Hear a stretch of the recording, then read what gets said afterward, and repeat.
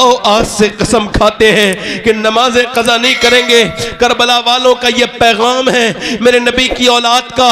इमाम ज़ैनुल आबिदीन कहते हैं मैंने देखा अपनी फूफी को, उनके बच्चों की लाशों के टुकड़े उनकी गोद में आए मगर वो फिर भी सजदे कर रही थी। मैंने देखा कि कासिम की लाश आई मगर मेरी फूफी के सजदे कज़ा नहीं हुए। मैंने कहा ऐ मेरी फूफी, किसी के घर एक इंसान शहीद हो जाए उसकी जिंदगी में अलग अलग तब उसकी वो सब कुछ भूल जाती है। माँ जिसका एक बेटा, आपके तो भाई भतीजे सब शहीद हो गए मगर आपके सजदे कज़ा होते नहीं देख रहे। उधर आपके बच्चे भतीजों की लाशों पर घोड़े दौड़ रहे हैं, हड्डियों की टूटने की आवाजें आ रही हैं। उधर ज़ैनब आप मेरी फूफी सजदा कर रही है, ये कहां से सीखा?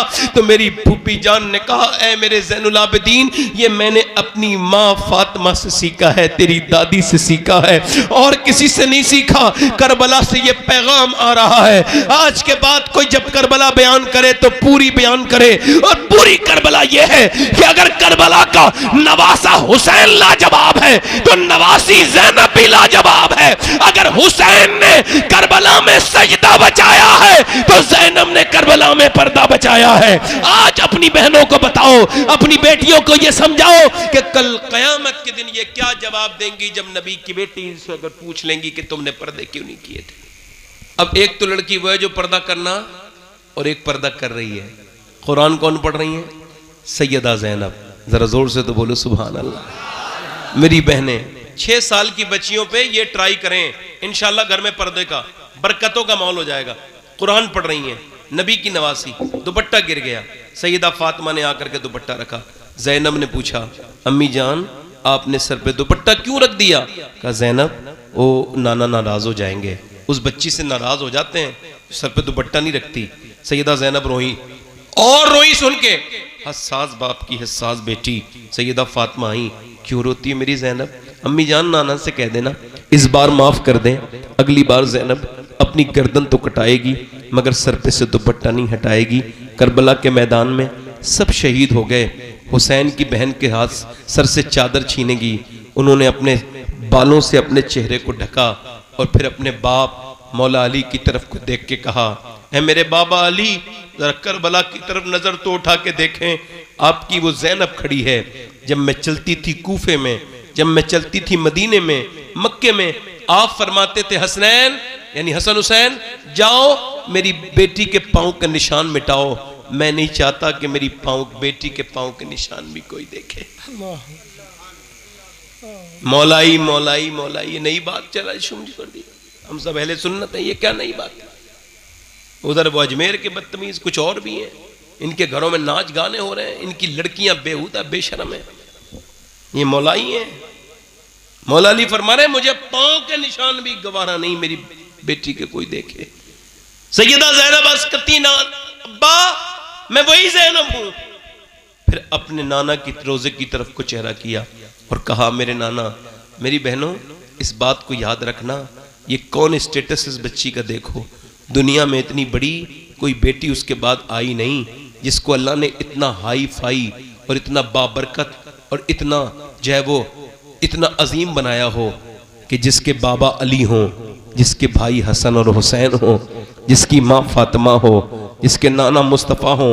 वो ज़ैनब आज कह रही है मेरे नाना मैंने आपसे वादा किया था, जब मैं पैदा हुई थी आपने मुझे गोद में लिया था और आपके आंसू मेरे चेहरे पे गिरे थे और आपने फरमाया था फातिमा ज़ैनब बिल्कुल अपनी नानी खतीजा की तरह है।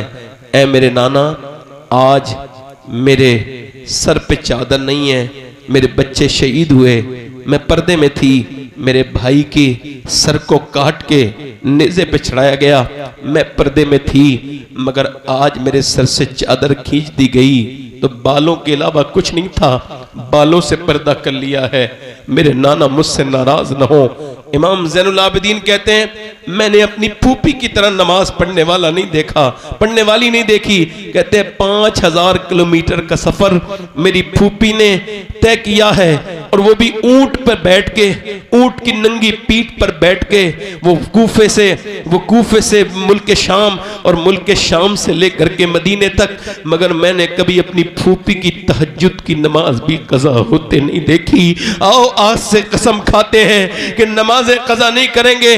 करबला वालों का ये पैगाम है, मेरे नबी की औलाद का। इमाम ज़ैनुल आबिदीन कहते हैं मैंने देखा अपनी फूफी को, उनके बच्चों की लाशों के टुकड़े उनकी गोद में आए मगर वो फिर भी सजदे कर रही थी। मैंने देखा कि कासिम की लाश आई मगर मेरी फूफी के सजदे कज़ा नहीं हुए। मैंने कहा ऐ मेरी फूफी, किसी के घर एक इंसान शहीद हो जाए उसकी जिंदगी में अलग अलग तब उसकी वो सब कुछ भूल जाती है। माँ जिसका एक बेटा, आपके तो भाई भतीजे सब शहीद हो गए मगर आपके सजदे कज़ा होते नहीं देख रहे। उधर आपके बच्चे भतीजों की लाशों पर घोड़े दौड़ रहे हैं, हड्डियों की टूटने की आवाजें आ रही हैं। उधर ज़ैनब आप मेरी फूफी सजदा कर रही है, ये कहां से सीखा? तो मेरी फूफी जान ने कहा ऐ मेरे ज़ैनुल आबिदीन, ये मैंने अपनी माँ फातिमा से सीखा है, तेरी दादी से सीखा है और किसी से नहीं सीखा। करबला से ये पैगाम आ रहा है, आज के बाद कोई जब करबला बयान करे तो पूरी बयान करे। और पूरी करबला ये है कि अगर करबला का नवासा हुसैन लाजवाब है तो नवासी ज़ैनब भी लाजवाब है। अगर हुसैन ने करबला में सजदा बचाया है तो ज़ैनब ने करबला में पर्दा बचाया है। आज अपनी बहनों को बताओ, अपनी बेटियों को ये समझाओ कि कल क़यामत के दिन ये क्या जवाब देंगी जब नबी की बेटी से अगर पूछ लेंगी कि तुमने पर्दे क्यों नहीं किए थे। अपनी बेटियों से पूछ रहा हूं, जिंदगी मुख्तसर है। मैंने अभी 3 महीने हुए हैं, मैंने अपनी माँ को कब्र में उतारा है। 3 महीने से कुछ 5-6 दिन ज्यादा हुए। मेरी माँ कब्र में चली गई और आज मैंने अपने बाप को भी देख लिया।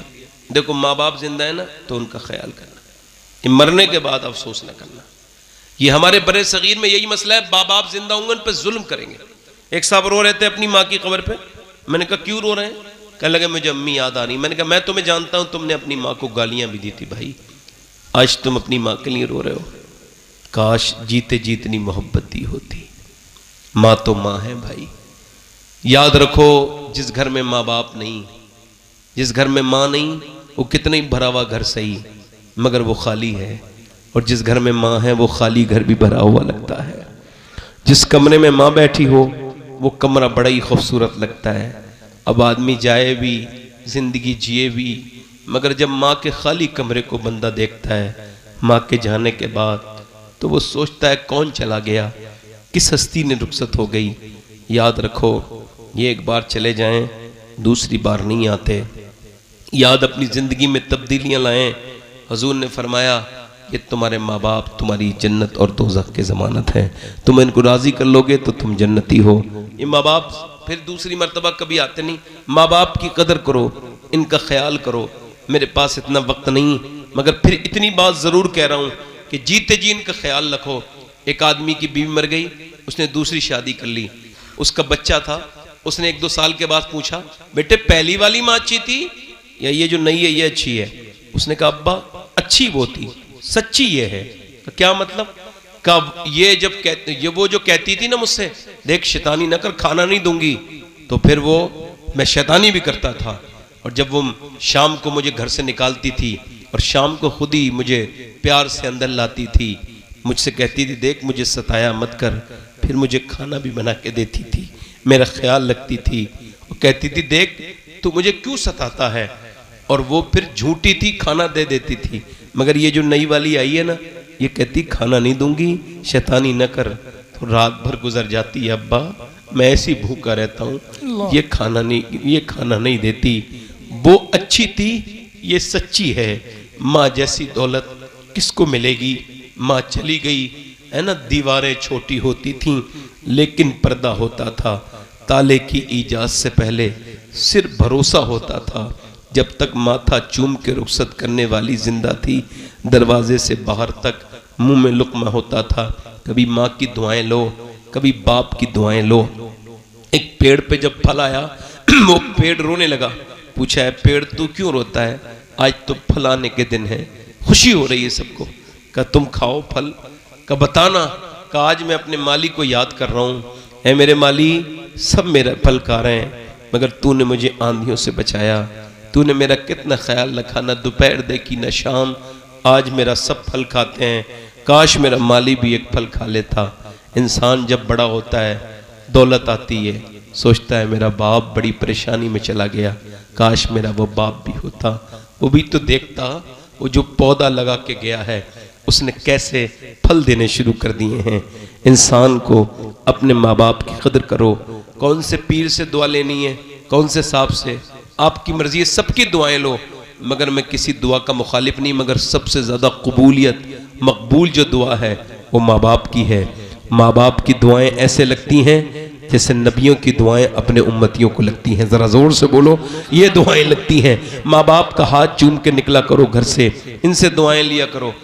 मैं आला हजरत के एक शेर के बाद अपनी तकरीर खत्म कर रहा हूँ।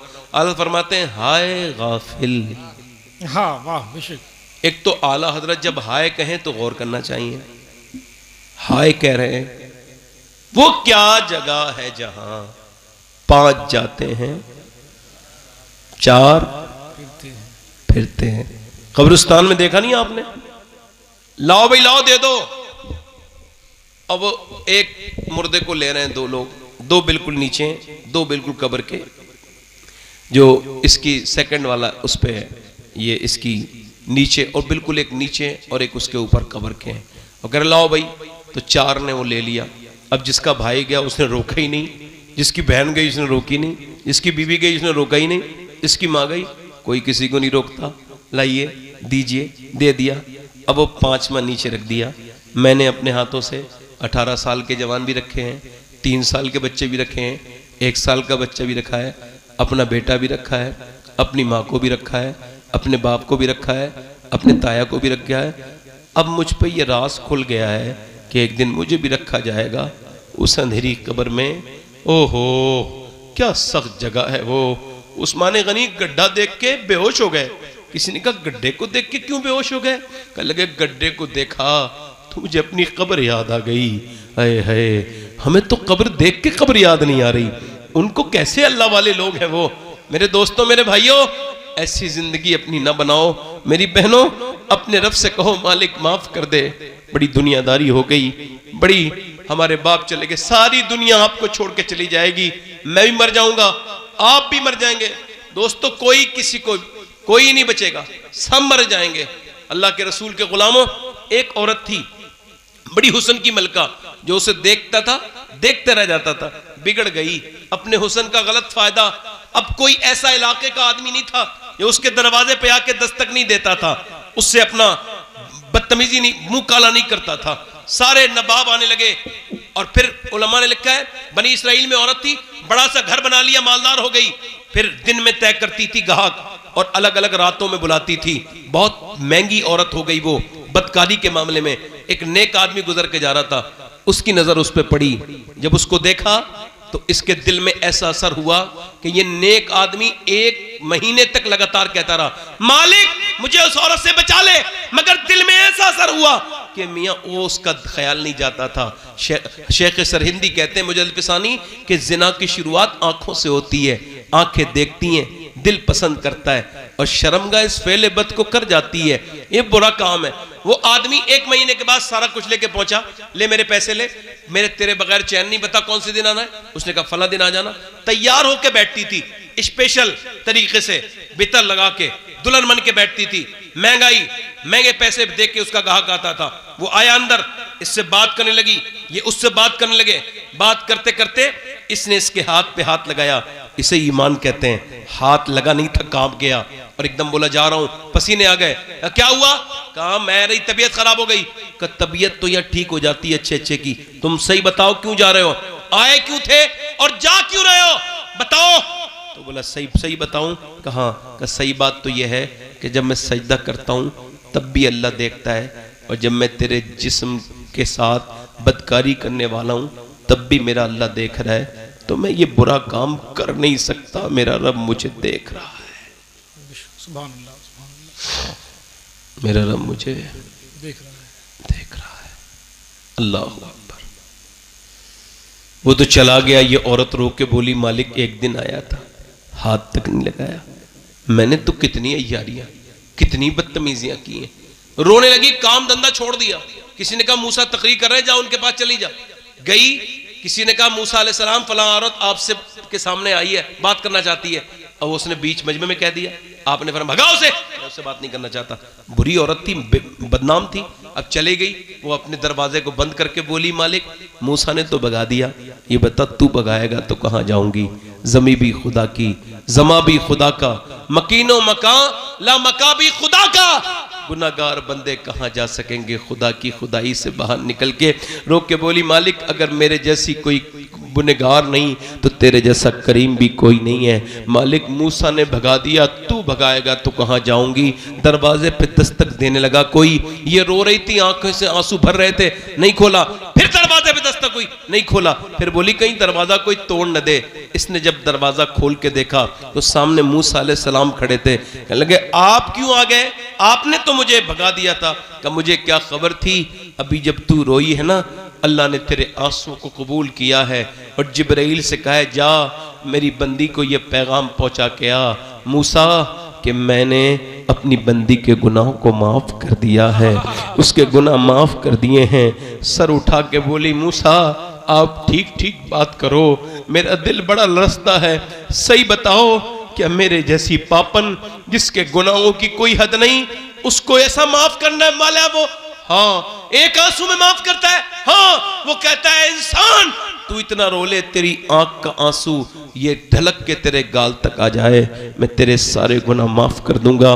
मूसा से बोली जाओ अब मैं यहाँ नहीं रहूंगी। उसी आदमी को ढूंढते ढूंढते पहुंची, 1 महीने मिला, वो इसे देख के ही बेहोश होकर मर गया। ये तो फिर आ गई मालिक, इसे तो बचा था मैं। और जब मर गया इसके छोटे भाई के साथ इस औरत की शादी हुई। अल्लाह ने 7 बेटे दिए, 7 उस जमाने के वली बने। सुभान अल्लाह, सुभान अल्लाह, सुभान अल्लाह अल्लाह। माफ करने वाला है। मौत के झटके से पहले उसके सामने रोना सीखो, उसके सामने सजदे करो, रोया करो। डिप्रेशन की इलाज रोना है, गुनाहों का इलाज रोना है। हज़रत सलमान फारसी ने अपनी कनीज से कहा एक ही सजदा कर ले, नमाज नहीं पढ़, एक सजदा कर ले। किसी ने हुजूर एक सजदे के लिए क्यों कह रहे हैं? आपने फरमाया जो एक सजदा करता है अल्लाह उसको और नमाज की तौफीक भी दे देता है। सजदा इतनी बाबरकत चीज है। अपनी बेटियों से पूछ रहा हूँ, जिंदगी मुख्तसर है। मैंने अभी 3 महीने हुए हैं, मैंने अपनी माँ को कब्र में उतारा है। 3 महीने से कोई 5-6 दिन ज्यादा हुए। मेरी माँ कब्र में चली गई और आज मैंने अपने बाप को भी देख लिया। देखो माँ बाप जिंदा है ना तो उनका ख्याल करना, कि मरने के बाद अफसोस न करना। ये हमारे बड़े सगीर में यही मसला है, माँ बाप जिंदा होंगे उन पर जुल्म करेंगे। एक साहब रो रहे थे अपनी माँ की कब्र पे। मैंने कहा क्यों रो रहे हैं? कहने लगे मुझे अम्मी याद आ रही। मैंने कहा मैं तुम्हें जानता हूं, तुमने अपनी माँ को गालियां भी दी थी भाई, आज तुम अपनी माँ के लिए रो रहे हो। काश जीते जीतनी मोहब्बत दी होती।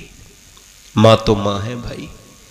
याद रखो जिस घर में माँ बाप नहीं, जिस घर में माँ नहीं, वो कितना ही भरा हुआ घर सही मगर वो खाली है। और जिस घर में माँ है वो खाली घर भी भरा हुआ लगता है। जिस कमरे में माँ बैठी हो वो कमरा बड़ा ही खूबसूरत लगता है। अब आदमी जाए भी जिंदगी जिए भी, मगर जब माँ के खाली कमरे को बंदा देखता है माँ के जाने के बाद तो वो सोचता है कौन चला गया, किस हस्ती ने रुखसत हो गई। याद रखो ये एक बार चले जाएं दूसरी बार नहीं आते। याद अपनी जिंदगी में तब्दीलियां लाएं।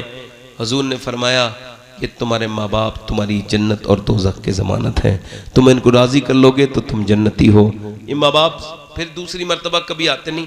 माँ बाप की कदर करो, इनका ख्याल करो। मेरे पास इतना वक्त नहीं मगर फिर इतनी बात ज़रूर कह रहा हूँ कि जीते जी इनका ख्याल रखो। एक आदमी की बीवी मर गई, उसने दूसरी शादी कर ली, उसका बच्चा था। उसने 1-2 साल के बाद पूछा बेटे पहली वाली माँ अच्छी थी या ये जो नई है ये अच्छी है? उसने कहा अब्बा अच्छी वो थी, सच्ची ये है। क्या मतलब? कब ये जब कहते ये वो जो कहती थी ना मुझसे देख शैतानी न कर, खाना नहीं दूंगी, तो फिर वो मैं शैतानी भी करता था। और जब वो शाम को मुझे घर से निकालती थी और शाम को खुद ही मुझे प्यार से अंदर लाती थी, मुझसे कहती थी देख मुझे सताया मत कर, फिर मुझे खाना भी बना के देती थी, मेरा ख्याल रखती थी। वो कहती थी देख तू मुझे क्यों सताता है, और वो फिर झूठी थी, खाना दे देती थी। मगर ये जो नई वाली आई है ना, ये कहती खाना नहीं दूंगी, शैतानी न कर। तो रात भर गुजर जाती है, अब्बा मैं ऐसी भूखा रहता हूँ, ये खाना नहीं देती। वो अच्छी थी, ये सच्ची है। माँ जैसी दौलत किसको मिलेगी। माँ चली गई है ना, दीवारें छोटी होती थीं लेकिन पर्दा होता था। ताले की इजाज़त से पहले सिर्फ भरोसा होता था। जब तक माथा चूम के रुखसत करने वाली जिंदा थी, दरवाजे से बाहर तक मुंह में लुक्मा होता था। कभी माँ की दुआएं लो, कभी बाप की दुआएं लो। एक पेड़ पे जब फल आया वो पेड़ रोने लगा। पूछा है पेड़ तू क्यों रोता है, आज तो फल आने के दिन है, खुशी हो रही है सबको। कहा तुम खाओ फल। का बताना।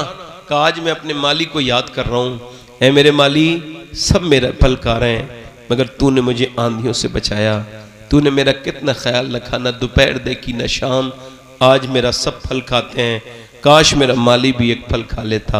इंसान जब बड़ा होता है, दौलत आती है, सोचता है मेरा बाप बड़ी परेशानी में चला गया, काश मेरा वो बाप भी होता, वो भी तो देखता वो जो पौधा लगा के गया है उसने कैसे फल देने शुरू कर दिए हैं।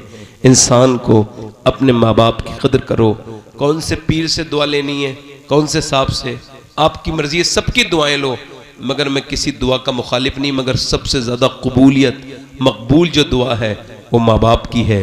माँ बाप की दुआएं ऐसे लगती हैं जैसे नबियों की दुआएं अपने उम्मतियों को लगती हैं। ज़रा ज़ोर से बोलो, ये दुआएं लगती हैं। माँ बाप का हाथ चूम के निकला करो घर से, इनसे दुआएं लिया करो। मैं आला हजरत के एक शेर के बाद अपनी तकरीर ख़त्म कर रहा हूँ। आला फरमाते हैं हाय गाफिल। हाँ वाह बेशक। एक तो आला हजरत जब हाय कहें तो गौर करना चाहिए। हाय कह रहे हैं, वो क्या जगह है जहां 5 जाते हैं 4 फिरते हैं। कब्रिस्तान में देखा नहीं आपने, लाओ भाई लाओ दे दो। अब एक मुर्दे को ले रहे हैं 2 लोग, 2 बिल्कुल नीचे, 2 बिल्कुल कब्र के। जो इसकी सेकंड वाला उस पे है, ये इसकी नीचे, और बिल्कुल एक नीचे और एक उसके ऊपर कब्र के हैं। और कह रहे लाओ भाई, तो 4 ने वो ले लिया। अब जिसका भाई गया उसने रोका ही नहीं, जिसकी बहन गई उसने रोकी नहीं, जिसकी बीवी गई उसने रोका ही नहीं, इसकी माँ गई, कोई किसी को नहीं रोकता। लाइए दीजिए, दे दिया। अब वो 5वां नीचे रख दिया। मैंने अपने हाथों से 18 साल के जवान भी रखे हैं, 3 साल के बच्चे भी रखे हैं, 1 साल का बच्चा भी रखा है, अपना बेटा भी रखा है, अपनी माँ को भी रखा है, अपने बाप को भी रखा है, अपने ताया को भी रखा है। अब मुझ पर यह राज खुल गया है कि एक दिन मुझे भी रखा जाएगा उस अंधेरी कब्र में। ओहो क्या सख्त जगह है वो। उस्मान गनी गड्ढा देख के बेहोश हो गए। किसी ने कहा गड्ढे को देख के क्यों बेहोश हो गए? कह लगे गड्ढे को देखा तो मुझे अपनी कब्र याद आ गई। हाय हाय, हमें तो कब्र देख के कब्र याद नहीं आ रही, उनको कैसे अल्लाह वाले लोग हैं वो। मेरे दोस्तों मेरे भाइयों, ऐसी जिंदगी अपनी ना बनाओ। मेरी बहनों, अपने रब से कहो मालिक माफ कर दे, बड़ी दुनियादारी हो गई, बड़ी हमारे बाप चले गए, सारी दुनिया आपको छोड़ के चली जाएगी, मैं भी मर जाऊंगा, आप भी मर जाएंगे। दोस्तों कोई किसी को कोई नहीं बचेगा, सब मर जाएंगे।